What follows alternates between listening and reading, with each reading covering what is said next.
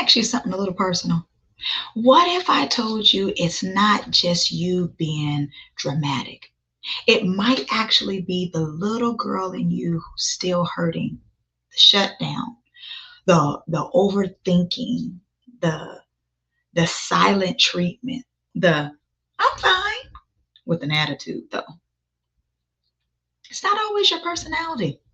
Sometimes that's the unhealed girl still running the show. If that hits you in the chest, yeah, this episode is definitely going to be for you. Why be somebody else when I can be me? Why be somebody else when I can be me?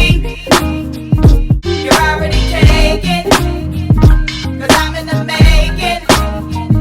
Cause I'ma be me, I'ma be me, I'ma be me. Yes, sir. I'm so good at being good. There it is.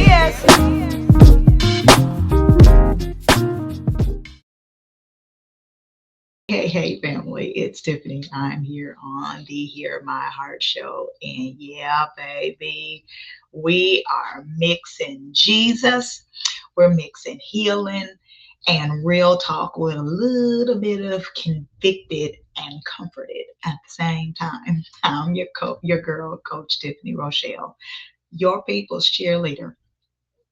And today we're dragging into something that has been screaming in a lot of your lives, healing the little girl so the woman can finally rise. This is a part of one of the reasons why I did the I Choose Me Again series. If you've ever said, why am I like this? You need to stay locked in.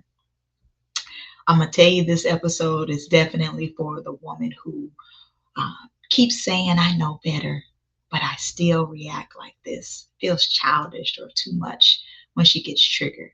Has a good life on paper. Ooh, ain't that something? Our life be real good on paper, but emotionally feels stuck in the pain and that old pain. And wonders why the same arguments, same shutdowns, and same patterns keep repeating. If there are moments where your age and your reaction don't match, and you feel like you're 9 or 14 all over again in a grown woman's body, yeah, we're talking today. Let me snitch on myself first so you don't feel like you're alone, okay? There was a season where I was like, why am I reacting like a teenager? And I'm a whole grown behind woman.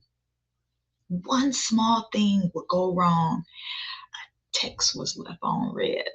Somebody not showing up how I hoped. A small correction or misunderstanding. And suddenly I felt 11 years old all over again. I'd shut down, DOWN, down. I'd get real quiet. Or I'd go all of the way off in my head and not out loud. And then after the moment had passed, I'd be sitting there like, girl, we are too grown for this. One day something minor happened, right? Someone canceled last minute after I had did all this adjusting and I adjusted everything to be there for them.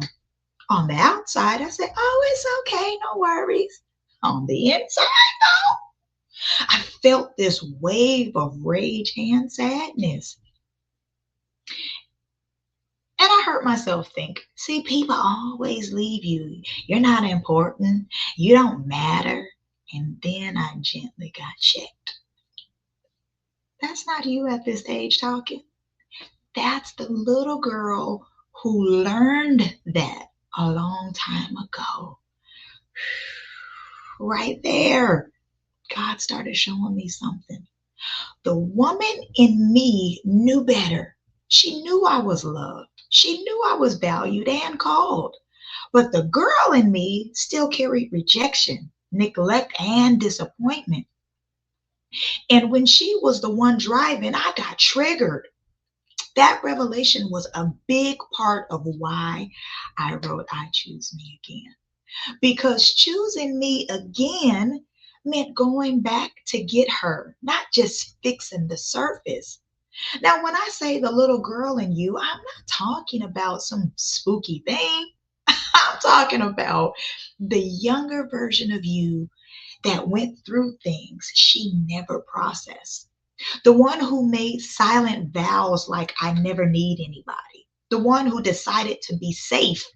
I have to be perfect, quiet, nice, and visible and strong. She doesn't disappear just because you get older. If you don't heal her, she grows with you into your marriage, your friendships, your motherhood, your ministry, your business.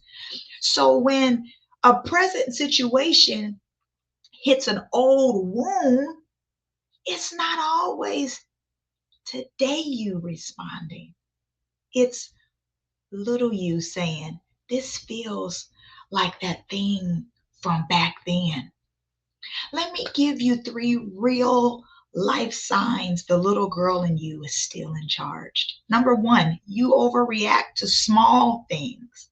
Someone doesn't text back fast enough. Your plans may change. Um, you don't get invited to something. Ooh! And instead of just feeling a little disappointed, you feel crushed, rejected, you feel abandoned. The emotion is way bigger than the situation. That's usually not just about that moment, it's about an old story. I'm always left out. Nobody shows up for me. It's I don't matter. That's little you, not evil you. She's still holding the original pain. Number two, you shut down instead of communicating something that hurt you. But instead of saying, hey, that really hurt my feelings, you go quiet. You want to put mute on. You withdraw. You put hush in your mouth. You get distant. You hope they'll just know or just fix it. And when they don't, it confirms your worst thoughts. A lot of us learned as girls that when we spoke up, we got ignored, mocked, punished, or told you're too sensitive. So, grown up woman, us, learn to shut up, not speak up. Number three, you feel responsible for keeping everyone happy. You walk into a room and you instantly scan. Okay, who's upset? Who needs me? How do I fix the vibe? You could be falling apart, but you are still reading everybody else's emotions like it's your full time job. A lot of us learned as little girls that that's the only time that the house was peaceful. That the only time the the house was going to be peaceful, let me say it that way, was when we performed, when we were pleasing, or we stayed out of the way. So your inner girl decided my job is to keep the peace, even if it costs me. And now the woman in you is exhausted because she's still living under that job description. I want you to hear me and hear me. The goal is not to hate that little girl. No, it's not to shame her or pretend she never existed. She survived some things that the grown woman in you doesn't even remember clearly. Our goal is to heal her so she doesn't have to keep leading your reactions from a place of pain. Let me give you three starting points to begin healing the little girl in you. Step one, name her story without editing it. A lot of us have gaslit ourselves. We say stuff like, it wasn't that bad. Other people, other people had it worse. I know they love me. They just didn't know how to show it. That may all be true, but it doesn't change how you experienced it. Take time to sit with God and journal. Little me learned, little me felt like, little me decided, but not to blame. But to be honest, God already knows. You're not you're not dishonoring your family by telling the truth. You're giving God the real wound so he can apply real healing. Step 2, talk to her like you talk to a little girl you love.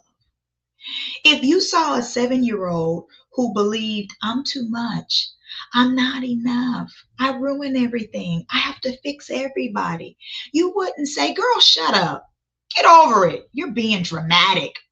But that's how we talk to ourselves all the time. What if you started speaking to that younger you with compassion? Out loud, if you needed to, baby, you did the best you could with what you had. You were not the problem. You weren't too sensitive. You were unprotected. You didn't deserve that. And then grown me and God are here now. You don't have to handle this by yourself anymore. That might sound funny at first, right? It feels a little weird, but I promise you it's powerful. Step 3, let the woman make the decisions, not the girl. Next time you get triggered, instead of reacting from that knee jerk place, pause and ask this question: is the little me talking right now or grown healed me? Little you might want to block everybody. You might want to shut down, overgive to keep the peace, or just run away. Grown you can say, thank you for telling me you're scared or hurt. Grown me could say that. Grown me could say, I hear you. Grown me can say, but I'm going to handle this differently now. What that might look like is having a calm conversation. Say, hey, that hurt my feelings. Or choosing not to chase someone's approval. That's emotional maturity, beloved. Not pretending you're not triggered, but responding instead of reacting. This whole conversation is exactly why I wrote I Choose Me Again and why I created BBL Realness. In I Choose Me Again, I talk about some things, okay? I talk about the mirror moments where I realized I didn't recognize myself, the emotional patterns that trace back to little girl wounds, and how God walked me out of survival mode and into wholeness. Then BBL Realness came about. Well, that was first.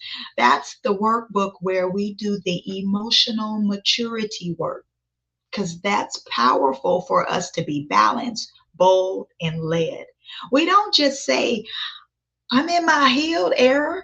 We actually build the habits, the boundaries, and the emotional awareness so the woman in you leads and the girl in you is loved, safe, and healed. If this is resonating with you, those two together are your toolkit, sis. I hope you understand you are not crazy. You are not broken beyond repair.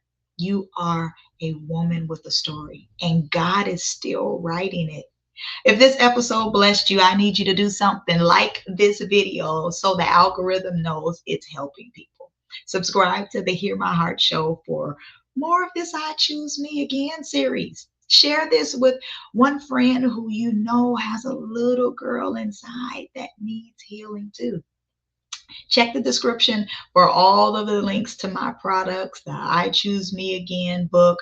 I got the BBL Realness. That's an emotional maturity ebook and a workbook. I got the original book, the I Choose Me. I got God Didn't Make a Mistake for identity and purposes. That's a course you get to go through. And also my song, Be Me. That song is something that you can play while you're journaling, you're driving, or just letting God talk to your heart. I love you. But most importantly, God did not make a mistake with you. I'll see you the next time on the Hear My Heart show. Grace and peace.